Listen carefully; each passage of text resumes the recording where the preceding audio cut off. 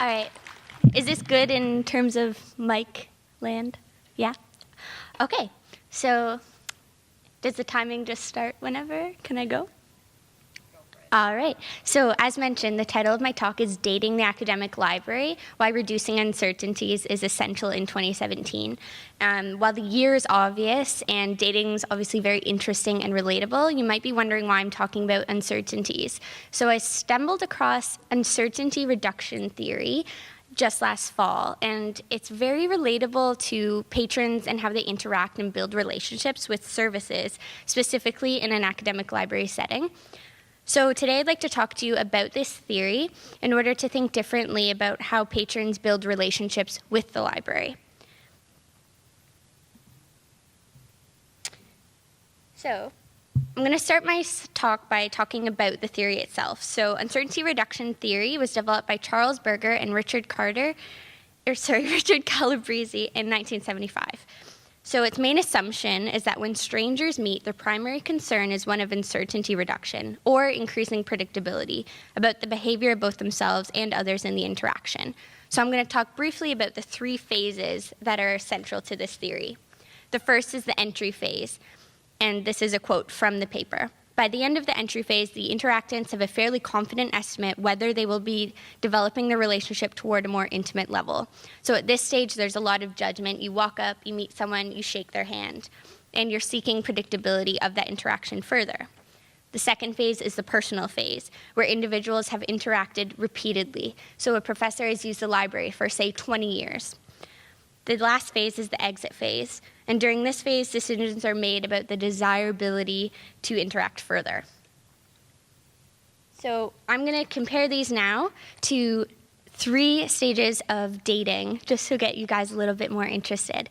So the first stage is the first date, and that's the entry phase. So at this stage, So at this stage, this is the initial meeting between the stakeholder and the library, and this can be either in person or online. And this is where the expectations of the user are established, and there's a proactive process of making the predictions of how they're going to interact with the library going further. The second phase is the talk. Everybody's had a talk. It can either go really well or really poorly. But for the library, it might be where they're starting to reevaluate their relationship, or they're starting to be uncertain or dissatisfied with resources or services, to your fault or not. And this is where they negotiate a dependence on the library. And then there's the breakup phase, which is exactly what we're trying to avoid. And this is where a patron may be facing roadblocks or might just be getting fed up altogether. And there's numerous situations where this might happen. For example, if you can't supply the subscriptions they want, or you can't give them the availability of a book. Maybe they don't like ebooks. I run into that all the time. But there's some things you just can't avoid.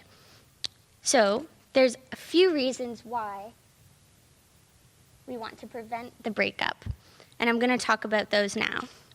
If we can be more presumptuous about how people are building their expectations of the library, we'd be better aware to help them cope with those uncertainties, whatever they may be.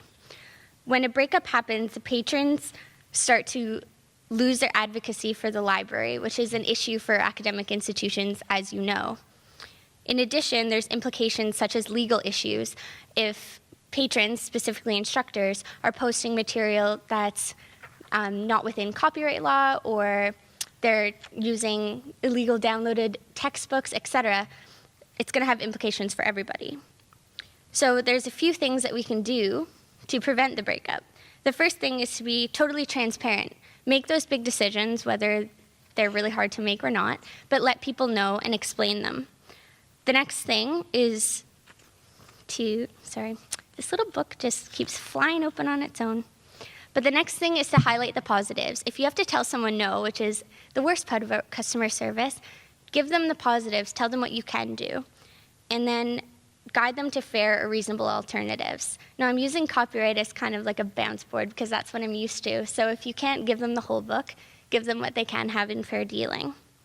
But basically, I just want to let you guys know, that we're all kind of in a relationship with the library, and it can waver, right? We've all had good ones and bad ones.